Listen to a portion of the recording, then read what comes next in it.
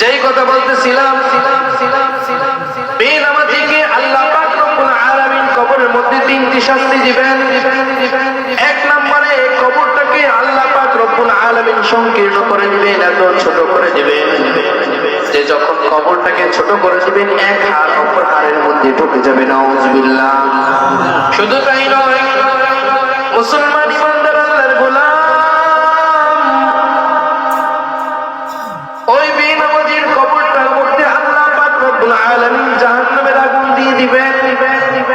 তিন নম্বরের শাস্তি, বেনামাজির কবরের মধ্যে আল্লাহ পাক রব্বুল আলামিন একটি সাপ দিবেন।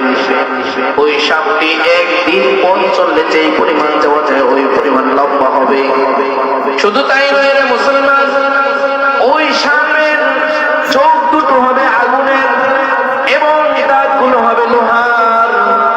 এবং ওই সাপটা যখন বেনামাজির প্রতি গর্জন দিবে, গর্জনটা এত ভয়ঙ্কর হবে, এত ভয়ঙ্কর হবে যে ওই বেনামাজির ওই গর্জন শুনে কিতাবের মধ্যে লেখেন এত বিকট আওয়াজ হবে যে দুনিয়ার মধ্যে যখন আসমান থেকে বজ্রপাত হয় বৃষ্টির সময়, ওই বজ্রপাতের আওয়াজটা কেমন বিকট হয়।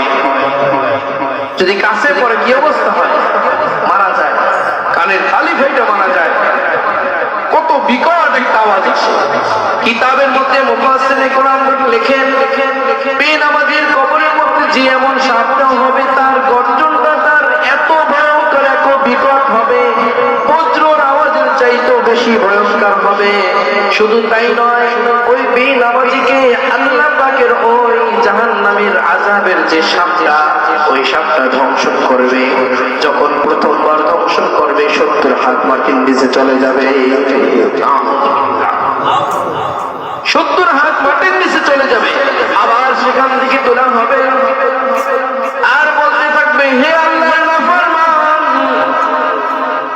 তুমি ফজরের নামাজ ছেড়ে দিয়েছো, এই জন্য তোমাকে আমি জোহর পর্যন্ত দংশন করতে থাকবো। আবার জোহরের নামাজ ছেড়ে দিয়েছো, এই জন্য আসর পর্যন্ত, আসরের নামাজ ছেড়ে দিয়েছো মাগরিব পর্যন্ত, মাগরিবের নামাজ ছেড়ে দিয়েছো ইশা পর্যন্ত, ইশারের নামাজ ছেড়ে দিয়েছো ফজর পর্যন্ত, তোমাকে দংশন করতে থাকবো। কিতাবের মধ্যে লেখে এভাবে করে কিয়ামত পর্যন্ত ওই বেনামাজি আল্লাহর নাফরমান বান্দাকে শাস্তি দিবে।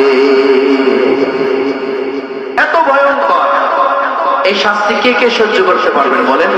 পারবেন কেউ? কেউ পারবেন? যারা পারবেন তারা নামাজ ছেড়ে দিয়েছে।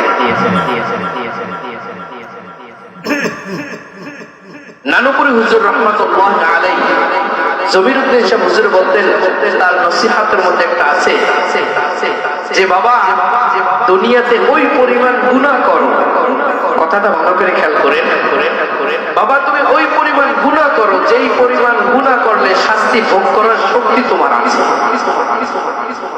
শক্তি তোমার আছে। এজন্য আমরা কেউ নামাজ ছেড়ে দিব না।